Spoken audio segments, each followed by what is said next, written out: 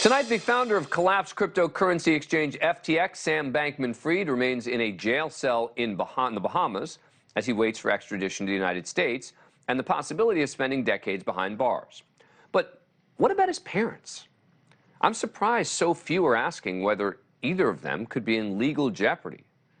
Fried's father, Joseph Bankman, works as a tax law professor at Stanford, though he's announced he won't be teaching at the university next year. The father, Bankman, worked for FTX for almost a year.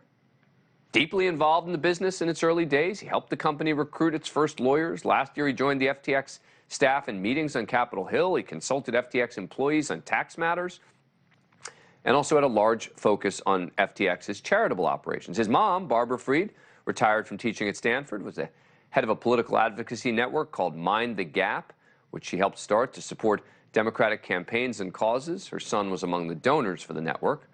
Meanwhile, Bankman-Fried and his parents together bought real estate in the Bahamas worth $121 million. Now, Bankman-Fried has maintained in an interview with the New York Times that his parents, quote, weren't involved in any of the relevant parts of the business, such as the balances or risk management. Both parents have remained in the Bahamas, and it has been reported they have told their friends their son's legal bills will likely wipe them out. But putting aside their son's legal bills, what about them, particularly the dad? Could he be charged with any crimes?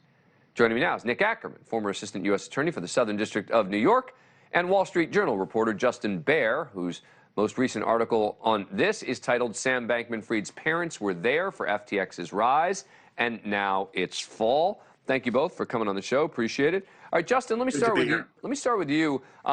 Is there any talk of an investigation of the parents, particularly the dad?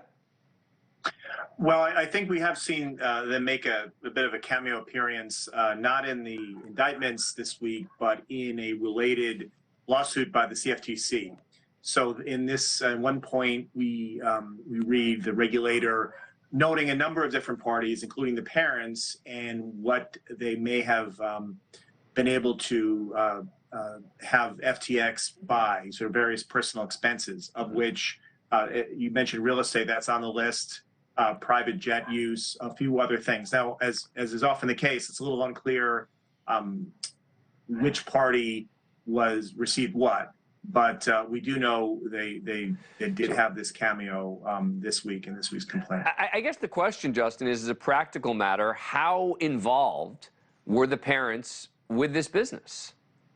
Sure. I think we know some things about both of them. We know his mother, Barbara Fried, was not really involved in the business itself. In the last month or so, she's been in the Bahamas advising her son, but before that was certainly not as active as her husband. Joe Bankman was actually a paid employee of FTX for nearly a year. He was involved in a number of different parts of the business. The way he was characterized, largely the biggest part is probably the philanthropic efforts, but also took an interest, was involved in the lobbying, some of the lobbying they did in Washington, joined his son in meetings on the Hill. Beyond that, it's unclear, right? We don't know what he knew and when he knew about this sort of central allegation of the whole case, which is the use of customer funds at FTX and how that money landed in this related trading business. Yeah, but there are other charges, right? I mean, the campaign finance charges as well here. Nick Akerman, we've seen other big businesses that have failed based on fraud, and it tends to be the case that numerous executives end up getting charged in those cases. It doesn't just typically end up with the CEO charged and no one else. No, you're absolutely correct. I mean, in fact, most of the counts in this indictment allege a conspiracy. A conspiracy is basically an agreement to commit a crime.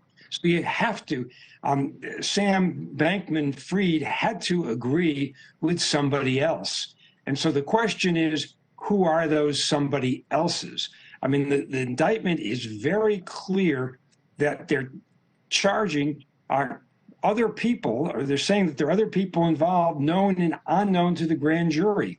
I mean, to me, it's pretty clear that what's going on here is that this was an indictment put together quickly so that the government could immediately arrest and extradite Sam Bankman-Fried and then go after the other people and put together all the evidence.